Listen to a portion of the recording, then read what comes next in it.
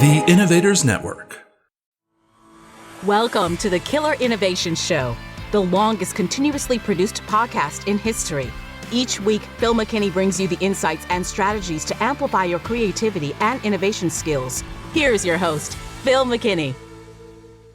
This episode is the second in a series on mastering creative thinking skills. Future episodes will explore each skill. Today, we're talking about convergent thinking. Convergent thinking sharpens your mind, focusing creativity towards finding not just any solution, but the most effective. Master it, and you turn challenges into opportunities, blending analysis with imagination to unlock unparalleled potential. Before we jump, don't forget to subscribe. You don't want to miss future episodes in the series. Let's jump in. This episode is sponsored by Zoom. With Zoom, you can streamline your communication, collaboration, and creativity all in one place. Zoom is the market-leading platform that provides video meetings, voice, webinars, and chat across desktops, phones, tablets, and conference room systems. To learn more about Zoom and sign up for your free account, visit killerinnovations.com/Zoom.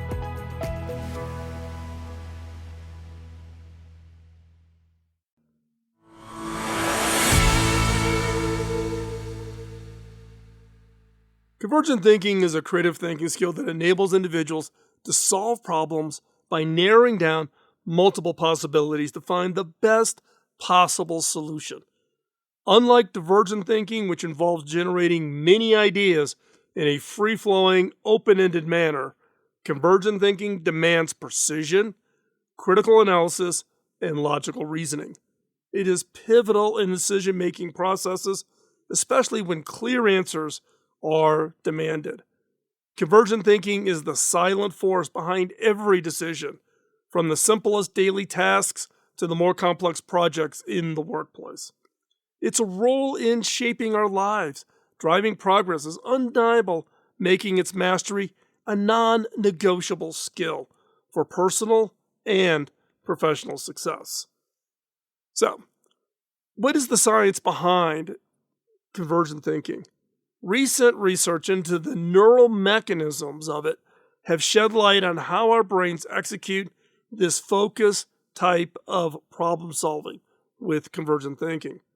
Studies utilizing neuroimaging techniques have identified that convergent thinking primarily engages the left hemisphere of our brain, known for its analytical and logical capabilities.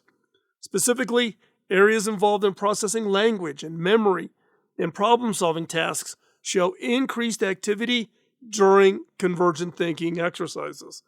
This suggests that the ability to perform convergent thinking is rooted in the fundamental structures of our brain, underscoring its natural basis. Evidence points to the prefrontal cortex's role in managing the convergent thinking process by evaluating potential solutions based on logic and known information. Interestingly, while convergent thinking relies on well-established neural pathways, research also shows that its efficiency and effectiveness can be enhanced. It can be improved through targeted training and practice. Such findings highlight the impressive plasticity of the human brain and suggest that even though convergent thinking is a natural cognitive process, there is significant potential for individuals to develop and improve this skill over time, therefore enhancing their problem and decision-making abilities. So, what are the barriers? What hold us back from convergent thinking? Well, there are numerous barriers to really being effective in convergent thinking. And it's inherent in our cognitive processes and that arise from external factors. These include the fear of failure. The fear of failure or making the wrong decision can paralyze individuals, preventing them from committing to a single solution, even when they possess all the information necessary. 2. Cognitive overload. Cognitive overload occurs when the brain is bombarded with too much information, leading to decision fatigue and a decrease in the ability to discern the most valuable solution. Stress. Stress and emotional turbulence can disrupt the brain's logical processing capabilities, impairing cognitive thinking. 4. Lack of knowledge or expertise. A lack of knowledge or specific expertise in a given area limits our ability to analyze and evaluate possible solutions effectively, making it challenging to identify the best course of action. And number 5, and one everybody suffers from, rigid thinking patterns. Rigid thinking patterns is a reluctance to change or challenge existing beliefs, and it can really hinder our ability to apply convergent thinking to its full potential. Now, these barriers underscore the complexities of optimizing this cognitive process and highlights the needs for strategies to overcome these challenges. So, let's talk about this convergent thinking and the process required for evaluating multiple ideas effectively, and what are some of the tools you can use. So, here are some practical methods and tools that can help select the best solution.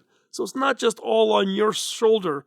You can take off some of that stress, that fear of making the bad decision. They're not going to give you the automatic answer, but by applying different tools, you can open up your thinking so you get out of the rigid thinking process, but it'll help you bubble up the ideas that you should probably take and look closer at. First up, the SWOT analysis. SWOT stands for strengths, weaknesses, opportunities, and threats. It's very common in business courses. So SWOT analysis is really a strategic planning tool that can help individuals and groups identify the best options by evaluating against these 4 critical aspects. Now, this approach encourages a thorough examination of potential decisions. Number 2, and one that I use most, is criteria ranking. This tool evaluates and compares a plethora of ideas against a set of questions or a set of criteria. Each option is scored against the criteria, making it easier to see which choice ranks higher overall. This technique is useful for both individual and group decision-making processes. I have written about this a lot. There are chapters in my book about it. There have been multiple podcasts and multiple videos. So, plenty of content if you want to dive into criteria, decision-making, or what is referred to in the FIRE framework that I show in my book. It is the R, or ranking. How do you rank all of the ideas to know which are the ones that are the ones you should focus on? So, and in particular, in my book, I show how I create the criteria for a project that I did for the U.S. Department of Education. Number 3, brainstorming followed by prioritization. Brainstorming is typically associated with divergent thinking, but it can be paired with convergent thinking techniques, such as prioritization or voting. In this case, voting could be what we call dot voting or while voting. But so it's after generating a wide range of ideas, individual groups can evaluate them based on predefined voting methodologies. To select, everybody gets 5 dots, and you go and vote on the idea based on up on a flip chart or whatever. And again, this has been covered in my book. Check it out. You can also go back to the podcast archive at Killer Innovations, or you can search into the YouTube video backlog. Number 4, pros and cons list. Pretty simple. It's a very effective tool for weighing the advantages and disadvantages of each option. This method facilitates a clear understanding of the potential impact of each decision, aiding in the selection of the best course of action. When I'm mentoring, particularly new hires, etc., the example I use on pros and cons is the decision on to spend money, right? Sit down with your spouse, pros on the left, cons on the right. You want to go buy a new car, What are the pros of it? What are the cons of it? Facilitates a discussion. You two come to a decision, and there's clarity in the decision-making process. Try it out, and then apply it to things around the work, around the office. And number 5 is a fishbone diagram, also known as an Ishikawa or cause and effect diagram. It helps identify the root causes of a problem. And then once the underlying causes are understood, it becomes easier to converge on the most effective solutions by addressing the core issues rather than the symptoms. So, whether working alone or as part of a team, these approaches facilitate a structured methodology to sift through ideas and solutions, ensuring the selection of the most effective and efficient outcomes. So, you've got tools, you've got frameworks, you've got mindset, but what about how do you master convergent thinking? Well, mastering convergent thinking involves cultivating this mindset geared towards efficiency and optimal solution finding, along with engaging in targeted exercises that sharpen your skills. So here's how you can achieve mastery in convergent thinking. First off, is you got to have the right mindset. Just as I talked about it in the divergent thinking with mindset, mindset plays an important role in your creative thinking skills.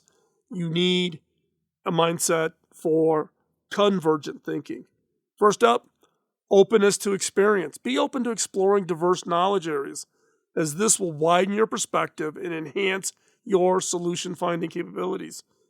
Don't assume that just because you've solved a similar problem in the past, it automatically works. You want to have a variety of experiences. You want to have that perspective and the different perspectives that you bring so that you see problems with fresh eyes. 2, persistence. Convergent thinking often requires persistence to sift through information and ideas to find the best possible solution. Cultivate the resiliency to keep looking for solutions even when the answer is not immediately apparent. Next, you have to have a mindset of adaptability. Be willing to adapt your approaches based on the problems at hand. Flexibility in thinking ensures you can apply the most appropriate strategies to finding solutions. Now, what are some of the exercises that you can do to improve your convergent thinking? First up, a daily decision-making practice. Intentionally practice making decisions on a daily basis, ranging from simple choices like what to wear to more complex decisions like planning a project. Reflect on the process and the outcomes to refine your decision-making process skills. Now, some of you may be laughing because I've actually done episodes on why do people always see me in cowboy boots, my blue jeans, and my black golf shirt. It's because of cognitive load. I purposely have a very monochromatic wardrobe specifically so I don't have to make that decision. So while I'm saying here, figure out how you make your criteria, I've made my criteria. My criteria in the decision making on what to wear is driven by reducing my cognitive load. I don't want to have to think about what I'm going to put on today. I walk in, it's the exact same thing. I wear the exact same brand of jeans. I wear the exact same brand of shirt. I wear the exact same brand of cowboy boots. Yes, it's boring. My wife hates it. A lot of people comment on it. The annual influx of interns always get a big chuckle out of it, but it's me. So, next is use case studies. Case studies very popular for graduate programs like at Stanford or MIT or Harvard. But you can go online, you can find them, you can actually buy case studies from the major universities, and there are a lot of really good case studies on innovation and how companies came up with strategies on innovation, so it's actually a good input for that. But regularly analyze case studies relevant to your field or interest or the problem you're facing. This exercise helps understand the application of convergent thinking in real-world scenarios, focusing on problems were identified and solved. Next, play logic puzzles. Play strategy games. Engage regularly with logic, strategy games, and similar activities that require you to analyze information and make strategic decisions. These activities train your brain to focus, evaluate, and deduce the optimal path or solution. 4. Role-playing scenarios. Participate or create role-playing scenarios that require problem solving. This could include things like escape rooms. The strategy helps apply theoretical knowledge to practical situations, improving your ability to converge on effective solutions in a variety of contexts. 5. Collaborative problem solving. Working as a group on projects or tasks that require collaborative problem solving helps you hone your convergent thinking skills. The exchange of ideas and perspectives can lead to more effective solution finding, broadening your approach to problem solving, and then implementing these steps consistently with dedication. When you think about all of those things we just talked about, in mastering your convergent thinking and making it a valuable asset for both personal and professional. Now, convergent thinking, and how do you incorporate this into your creative processes? It requires a deliberative effort to balance it with divergent thinking. You don't want to be just a convergent thinker. You don't want to be just a divergent thinker. You have to combine the book. You got to put them together. So here are the strategies to make convergent thinking a habitual component of your creative routine. First, set clear objectives before beginning any creative project. This will define the criteria you use on the analysis. You need to define your goals. You need to define your constraints. This sets the framework for the creative process, and it ensures that convergent thinking has a direction from the start. Don't just do let's come up with ideas for products. And then now, how do you select? Well, is a good product one that maximizes margin or generates revenue or is low cost to manufacture, whatever. You need to have the criteria up front, then go through developing the ideas. Now you have a criteria for the selection. 2, allocate time for convergence. A lot of projects don't think about convergent thinking. So designate specific times in the creative process for focusing solely on convergent thinking. So after you got done with the brainstorming session, set aside time to analyze, synthesize, and select the best ideas. 3, practice decision-making skills. Strengthen your decision-making skills by regularly engaging in exercises that challenge your ability to choose between options quickly and efficiently. This will make decision-making more intuitive. There's some videos on YouTube where people are challenging this one particular doctor with one upfront test result, and the doctor goes through his decision-making, asking questions to get to the diagnosis. It's amazing, and he does it within 60 seconds. I mean, I'm just flabbergasted. Those are the kinds of exercises in your field that you should be trying to replicate. Not that so that you can make fast decisions, but it validates the logic. That's what you're trying to do, is build and rebuild and reinforce the logic path to the decision-making process. In this case, this doctor has a logic decision tree to go from one simple test result to diagnosing a condition. 4, cultivate critical thinking. You always need to be working on your critical thinking skills by constantly asking questions about the feasibility, the efficiency, the practicality of ideas. Regularly engaging activities that challenge your analytical abilities can improve your convergent thinking skills, in addition to improving your critical thinking skills. 5, reflect and review. After completing a project, do a postmortem. Reflect on the decisions made during the convergence phase. Evaluate that effectiveness of choice and consider how different approaches could lead to improved outcomes in the future. And in reality, that's how I invented the FIRE framework. I reverse engineered how I would innovate and how I made decisions, and then tested it, reinforced it, and that's what's in my book, Beyond the Obvious. So, And the key here is by integrating these strategies into your creative problem-solving workflows, you can make convergent thinking a more natural and effective part of your process, leading to more targeted, more innovative, and practical solutions that you can actually implement and bring to market. So, mastering convergent thinking is not just an enhancement of your cognitive toolkit. By weaving it together, the threads of critical decision-making, focused analysis, and strategic planning, you can develop a powerful approach to creative thinking that leads to efficient and effective innovations. This potent blend of creativity and precision prepares you to distill vast oceans of ideas into innovations as more than a skill. It's a superpower in today's fast-paced world.